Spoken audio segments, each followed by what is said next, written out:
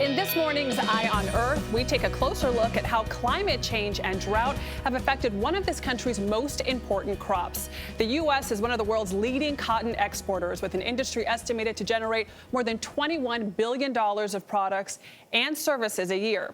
We've been following this story since last fall when we visited a cotton farm during harvest season, and we went to a lab where they've developed new ways to reduce environmental stress.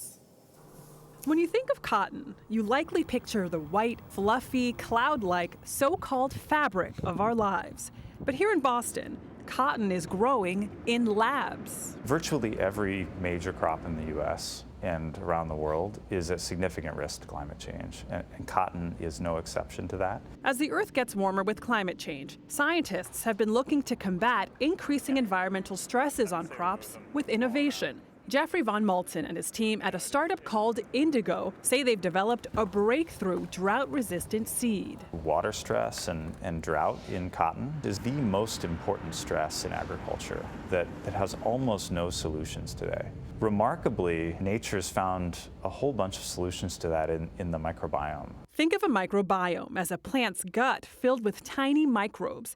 They discovered which ones from within a cotton plant deal with water stress.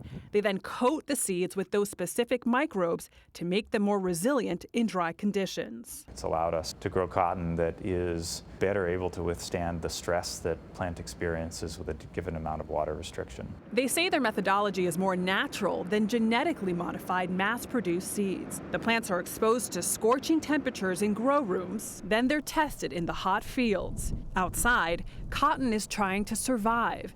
Many farmers have abandoned the crop because of low profits and those challenging conditions. More than a century and a half ago, cotton dominated agriculture in the American South, first picked by generations of slaves and then sharecroppers. Modern-day cotton farming continues in states like Texas, but dry and hot weather has pushed farmers to get creative. We were looking for any way to find an edge. In Lubbock, Texas, Stetson Hogue and his family have been growing cotton for generations.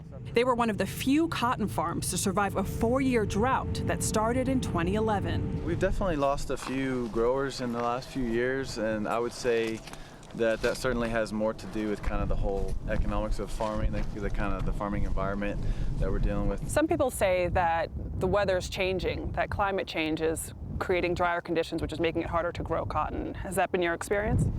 You know, I couldn't say that. We are kind of used to drought here. You know, it's just something that we've always had to deal with. Like many farmers, Hogue believes the droughts he's experienced are part of normal weather trends, not the result of climate change.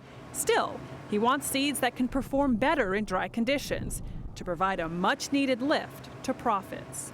My granddad 30 to 40 years ago could buy a new tractor for $20,000. A new tractor today costs $200,000, okay? So we're selling our cotton today for 70 to 75 cents.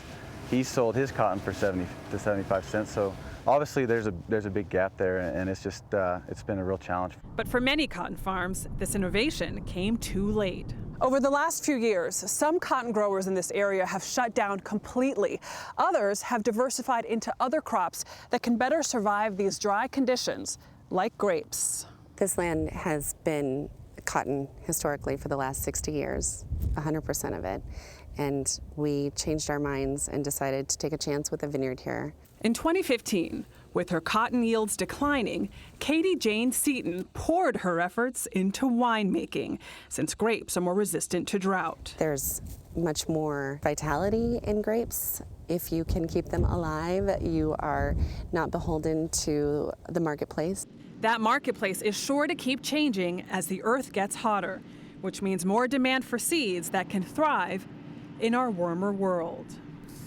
You may be wondering how the higher cost of producing cotton will impact U.S. consumers.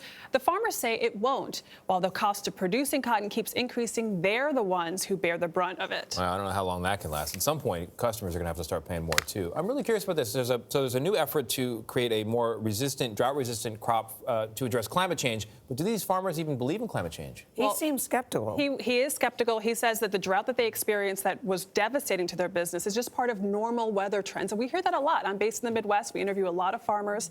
They don't believe in global warming. A lot of them, not everyone, but a lot of them believe that these are just normal weather patterns that their parents and grandparents have had to deal with. But what's also interesting is how the tariff war with China is affecting cotton prices. It's creating volatility in the cotton market, and Chinese importers have to pay tariffs on imported cotton. U.S. importers of cotton fabric are now under threat of having to pay tariffs on cotton that's coming back in the form of fabric. Nothing beats a cotton shirt. It's still true. I know.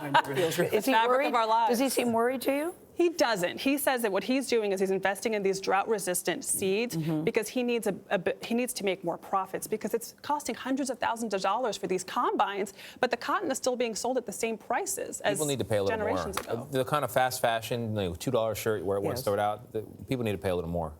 They really do. Support your farmers. Support your farmers indeed.